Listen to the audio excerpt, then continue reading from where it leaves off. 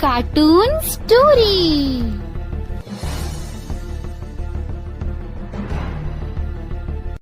Hello. तो दोस्तों, आ गए आप? आ ही गए हैं तो चैनल को सब्सक्राइब करें और बेल आइकॉन को दबाएं, जिससे हमारी आने वाली स्टोरी की नोटिफिकेशन आपको मिल सके। सविता और उसकी अंधी बेटी सोनू दीनापुर नाम के गांव में रहते थे। सोनू के पिता की मौत 2 साल पहले एक गंभीर बीमारी से हो गई थी। तब से उसकी माँ ने ही सोनू की देखभाल की थी। वो सड़क के किनारे बैठकर पेन बेचा करती थी, लेकिन कभी कभी उसकी पेन बिकते और कभी वो खाली टोकरी लेकर घर आ जाया करती थी। सविता अपनी बेटी से कहती है, अरे बेटी, आज तो एक भी पेन नहीं बिका और मैं तेरे लिए खिलौने भी नहीं ला सकी। तभी 8 साल की सोनू कहती है, कोई बात नहीं माँ, मेरे लिए तो आप ही खिलौना हो। माँ, मुझे भी अपने साथ ले चलो ना पेन बेचने के लिए।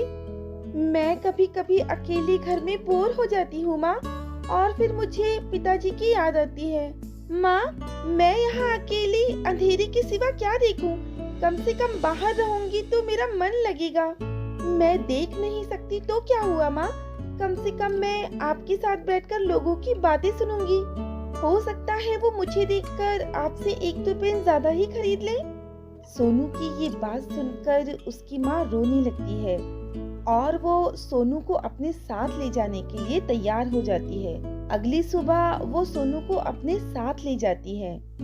दोनों माँ बेटी पेन की टोकरी लेकर वहाँ से चली जाती हैं और सड़क किनारे बैठ जाती हैं। सुबह से दोपहर हो गई, लेकिन एक भी ग्राहक नहीं आया।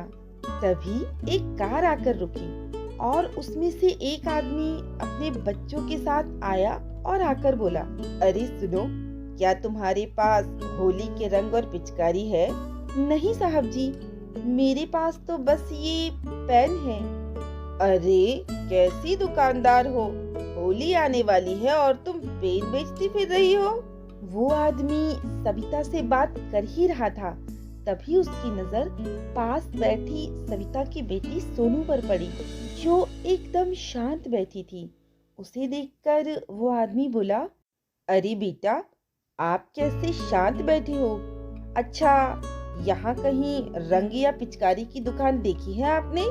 नहीं नहीं साहब, मैंने तो सिर्फ अपनी माँ की पेन की दुकान देखी है, वो भी इसीलिए क्योंकि मेरी माँ हमेशा कहती है कि वो पेन बेचती है। इसके सिवा तो और कुछ नहीं देखा साहब मैंने।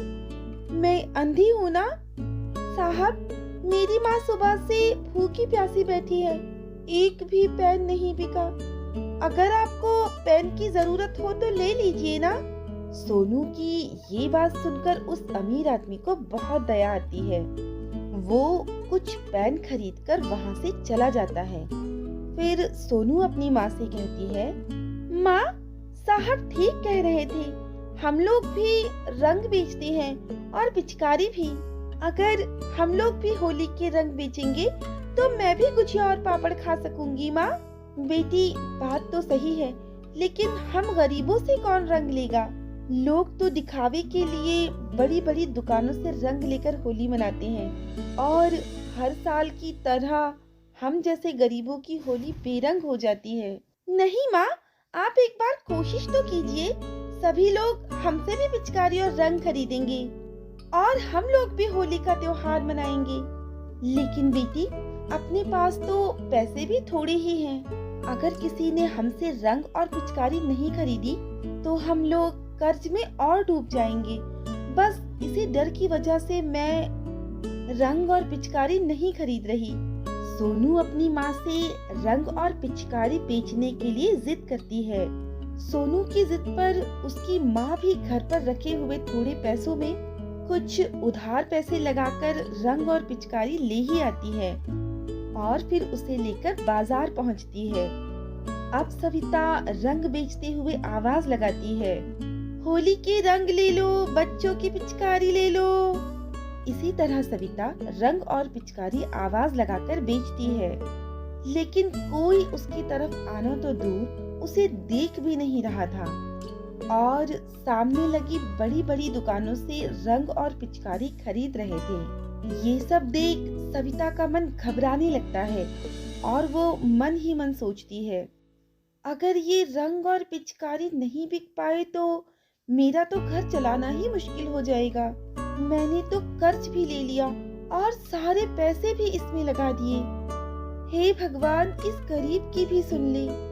सविता मन ही मन प्रार्थना कर रही थी कि कोई ग्राहक तो उसकी टोकरी तक भी आए, लेकिन सुबह से दोपहर हो गई और दोपहर से शाम हो गई।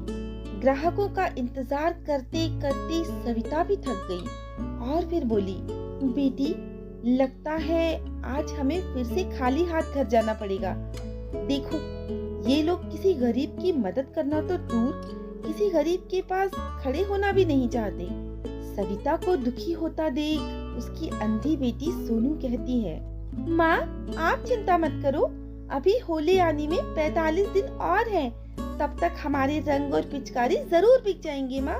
वो दोनों अपनी रंग और पिचकारी की दुकान उठाकर अपने घर चले जाते हैं। फिर सविता अपनी बेटी से कहती है, बेटा, आज तो कोई रंग और पिचकारी नहीं बिकी, जिसकी वजह से घर में खाना बनाने के लिए भी पैसे नहीं है। अरे माँ, कोई बात नहीं, अगर मैं एक दिन भूखी रहूंगी तो कुछ नहीं होगा। और माँ, हमारे रंग कल जरूर बिक जाएंगे, तब हम भी अच्छे अच्छे पकवान बनाएंगे। सविता अपनी बेटी की बातें सुनकर भावुक हो जाती है और इसी तरह कल की चिंता करते हुए दोनों माँ बेटी सो जाती हैं। अगली सुबह सविता फिर से अपनी बेटी सोनू के साथ रंग बेचने बाजार जाती है और इस बार सोनू भी अपनी माँ के साथ जोर से आवाज लगाती है, होली के रंग ले लो, अच्छे रंग ले लो, सोनू के रंग ले लो, अपने बच्चों के लिए पिचकारी ले लो। लेकिन सोनू की आवाज में इतना दम नहीं था कि वो अमीर लोगों की दिल की दीवारों को तोड़ सके। ग्राहक बड़ी बड़ी दुकानों से रंग ले रहे थे। सोनू और सविता बिना पानी पिए लोगों के आने का इंतजार करते हैं। तभी एक पड़ोस का दुकानदार लाला आकर कहता है, अरे सविता बहन, मैं 2 दिन से देख रहा हूँ, कोई ग्राहक तुम्हारी दुकान के पास नहीं आता। तुम क्यों अपनी अंधी बेटी को लेकर रोज यहाँ आ जाती हो? वो दिन चले गए जब लोग अंधी लूली लंगड़ी पर तरस खाते थे। इसीलिए मेरी मानो तो अपने सारे रंग और पिचकारी मुझे आधे दामों पर दे दो और घर चली जाओ। इस पर सविता कहती है, सेठ जी, मैंने ये दुकान कर्ज लेकर लगाई है और भगवान पर भरोसा करके रोज आती हूँ। आज किसी ने नहीं खरीदा तो क्या हुआ, कल कोई न कोई मेरा रंग जरूर खरीदेगा। अरे पागल औरत, अभी तो मैं आधे पैसे में ये रंग ले रहा हूँ, कहीं होली निकल गई तो मैं फ्री में भी नहीं लूंगा, इसीलिए मेरी बात मान लो। अब सविता उस सेठ की बात मानने के लिए मजबूर हो जाती है। नहीं सेठ जी, हम अपने रंग आपको नहीं देंगे। जितनी भगवान आपकी सुनता है, मुझे भरोसा है कि उतनी मेरी भी सुनेगा।